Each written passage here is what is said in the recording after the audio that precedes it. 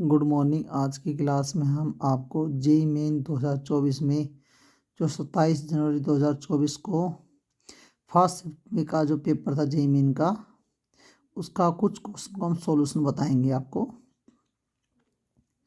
तो यहाँ पर जो फर्स्ट क्वेश्चन आपको दिखाई दे रहा होगा, mass of methane required to produce 22 gram of CO2 upon combustion.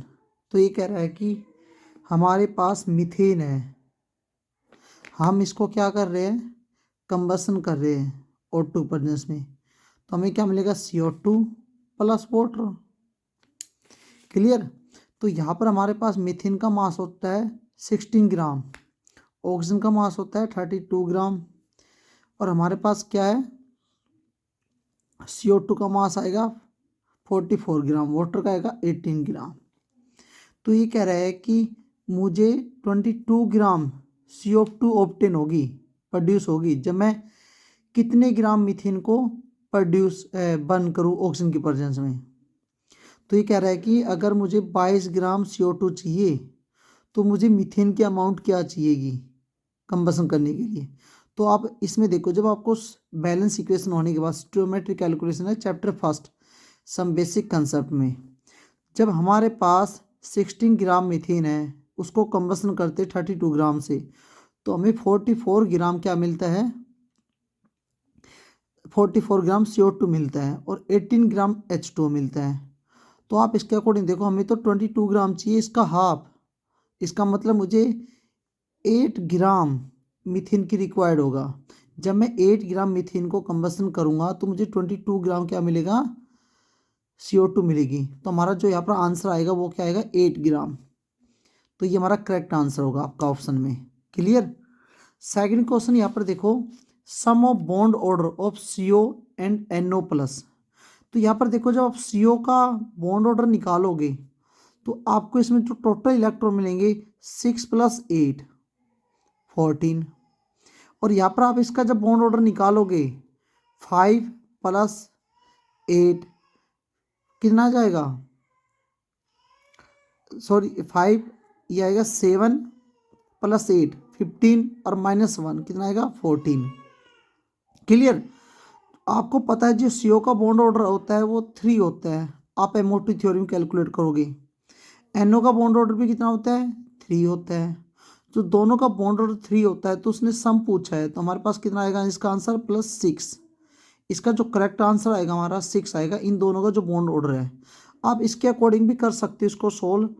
Sigma 1s, sigma 1s star, sigma 2s, sigma 2s star, फिर इसके बाद आएगा पाई 2px, पाई 2py, सिग्मा 2pz, पाई 2px स्टार, पाई 2py star, sigma 2pz star, ये आएगा। तो हमारे पास total 14 electron दोनों में। तो आप खुद देखो, 2 इसमें फिल करूंगा, 2 2 2 8 हो गया, 10 12 14। तो हम बॉन्ड ऑर्डर निकालेंगे यहाँ पर, तो हमारे पास क्या आएगा, 2 4 6 8 और 10, 2 और 4 -4, 2 से डिवाइड करेंगे तो हमारे पास कितना आएगा, बॉन्ड ऑर्डर 3। सेम हम इसका भी करेंगे तो हमारे पास बॉन्ड ऑर्डर 3 आता है, तो हमारा करेक्ट आंसर 6 होगा सेकंड का। अब नेक्स्ट क्वेश्चन आपको थर्ड क्वेश्चन देखो, इसमें how many of the following have +4 oxidation state centre atom. तो पहला देखो SO4 है, जब SO4 का स्ट्रक्चर बनाते हैं तो हमारे पास ये स्ट्रक्चर बन के आता है। तो आप देखोगे यहाँ पर सल्फर कितने बॉन्ड शेयर, इलेक्ट्रॉन शेयर कर रहा है, 1 2 3 4 5 6। तो इसमें सल्फर की +6 ऑक्सीडेशन स्टेट होगी। आपको पता है किसी की भी ऑक्सीडेशन स्टेट निकालने का जो करेक्ट फॉर्मूला है वो उसकी स्ट्रक्चर या शेप से निकाल सकते हैं। इसमें इसका निकालेंगे तो इसका स्ट्रक्चर ये होगा।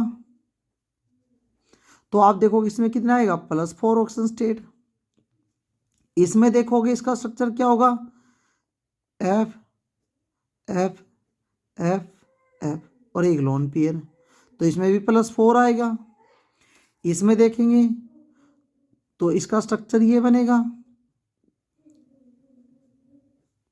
इसका स्ट्रक्चर ये बनेगा। अगर आप इसमें देखोगे तो देखो इसमें थोड़ा सा ध्यान से देखना, 1 2 3, तो हमारे पास ये बन रहा है SO H2SO3। इसके ऊपर भी जो +4 ही ऑक्सीडेशन स्टेट आती है, क्या आएगी, इसके ऊपर भी +4 ऑक्सीडेशन स्टेट आती है। आप वैसे भी निकालोगे तब भी इस +4 आएगी, इस पे निकालोगे सल्फर सल्फर,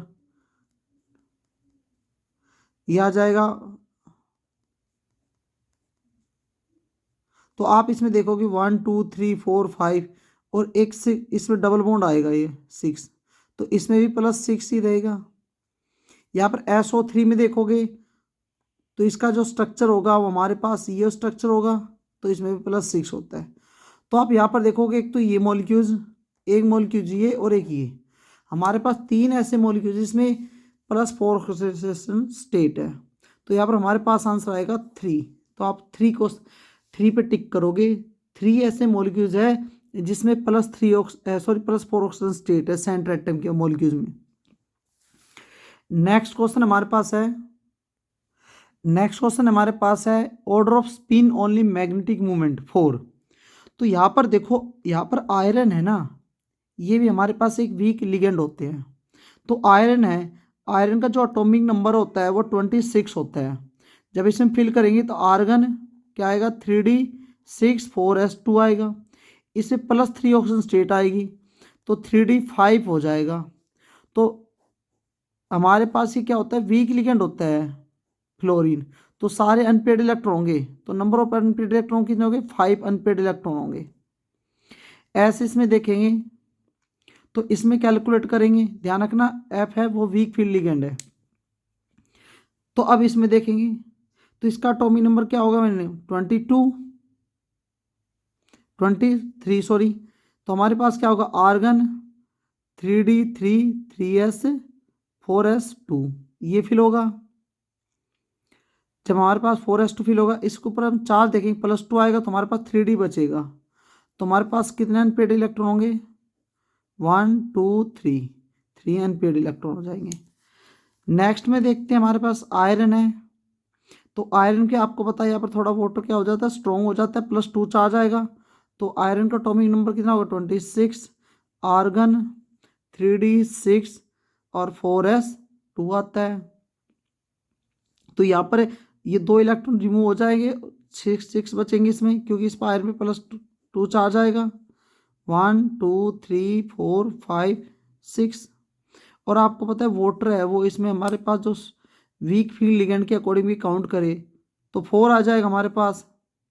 तो इसमें 3 अनपेड है, इसमें 5, इसमें 4 है। तो आप इसके अकॉर्डिंग अरेंज कर सकते हो।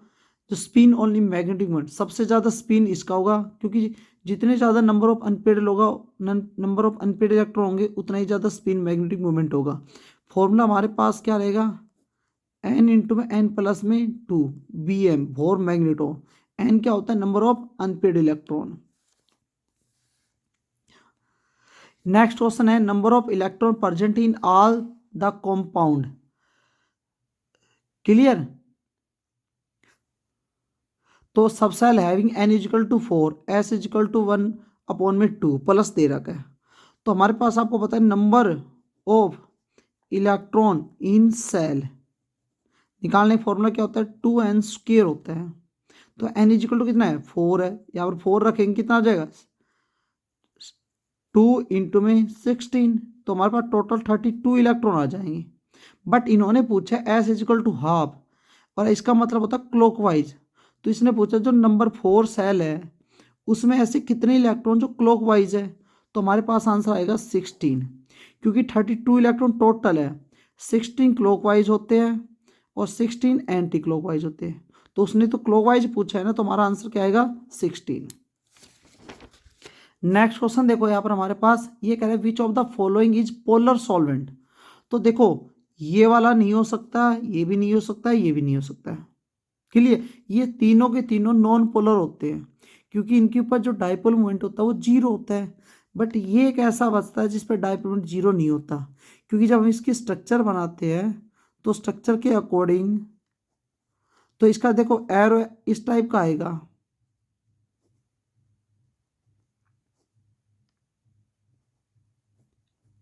तो ये दोनों तो चार्ज कैंसिल आउट हो गए, इसमें चार्ज सम हो रहा है, तो यहाँ पर रिजल्टेंट चार्ज इंक्रीज होगा।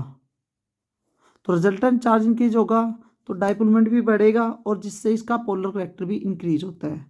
तो ये पोलर कहलाया जाता है क्योंकि अनसिमेट्री शेप या अनडिस्ट्रीब्यूशन चार्ज के अकॉर्डिंग।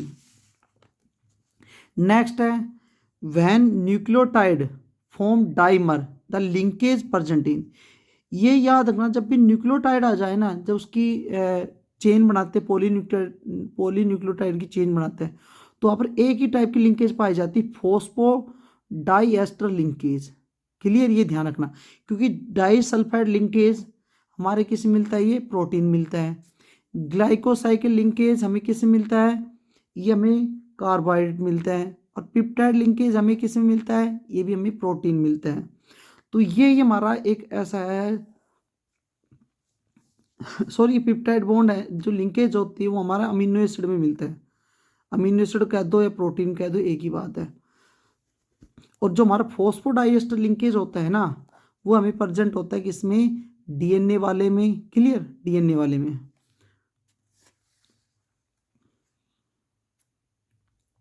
नेक्स्ट है हमारे पास 8 क्वेश्चन। ये कह रहा है how many group show Meta directing effect in बेंजीनिंग। Meta directing मतलब कोई भी इनकमिंग इलेक्ट्रोफाइल आएगा वो मेटा पे अटैक करे। तो ऐसे कौन कौन से ग्रुप इनमें से मॉलिक्यूल्स है जो मेटा डायरेक्टिंग शो करेंगे। तो सबसे याद रखना, मेटा डायरेक्टिंग जब कोई भी ऐसा फंक्शनल ग्रुप जो बेंजीन पे अटैच हो जाए और मेटा डायरेक्टिंग शो करे, तो उसकी पहचान यही होती है, वो इलेक्ट्रो विड्राइंग ग्रुप होता है। जब कोई इलेक्ट्रो विड्राइंग ग्रुप किसी बेंजीन पर अटैच हो जाता है तो वो मेटा डायरेक्टिंग इफेक्ट शो करता है। जैसे एक तो ये हमारा ये होगा COH group meta electro withdrawing group है, NO2 group electro withdrawing group है, CN group electro withdrawing group है, ketonic group electro withdrawing group होते हैं। इनको छोड़ के बाकी कोई भी मेटा डायरेक्टिंग नहीं शो करता, क्योंकि बाकी सब पे जो इलेक्ट्रॉन डोनेटिंग ग्रुप अटैच होते हैं वो ऑर्थो पैरा डायरेक्टिंग शो करते हैं।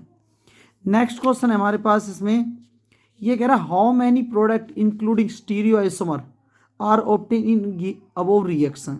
तो जो हमारा प्रोडक्ट बनेगा ना पेरोक्साइड इफेक्ट का, तो आपको पता है हमारे प्रोडक्ट क्या बनेगा, ये प्रोडक्ट बनता है,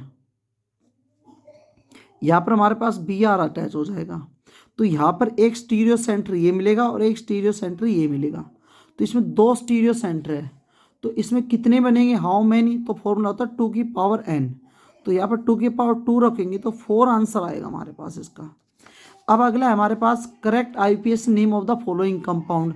तो नेमिंग हम यहाँ से स्टार्ट करते 1 2 3। मैंने यहाँ से स्टार्ट क्यों किया, क्योंकि 2 ग्रुप सब्स्टिट्यूट ग्रुप अटैच है, यहाँ पर एक सब्स्टिट्यूट ग्रुप है, तो इसका जो नेम होगा ना 1 2 3 4 5 6, 6 के क्या लिखेंगे, हैग्स। सिंगल बॉन्ड के लिए क्या लिखेंगे, एन। अब रिंग है तो आगे क्या लगा देंगे, साइक्लोहेक्सेन। क्लियर।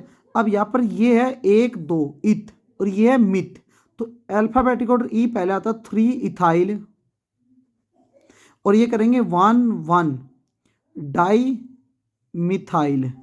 तो हमारे पास इसका जो करेक्ट आंसर आएगा वो आएगा 3 इथाइल 1 1 डाई मिथाइल साइक्लोहेक्सेन। याद रखना, अगर आपने इसको भी आगे लिख दिया तो आपका आंसर गलत हो जाए, क्योंकि हम अल्फाबेटिक ऑर्डर लिखते हैं, ई फर्स्ट आता है फिर एम आता है। तो ये हमारे थे जेई मेन का जो क्वेश्चन पेपर था, उसमें कुछ क्वेश्चन हमने सोल्व किए थे।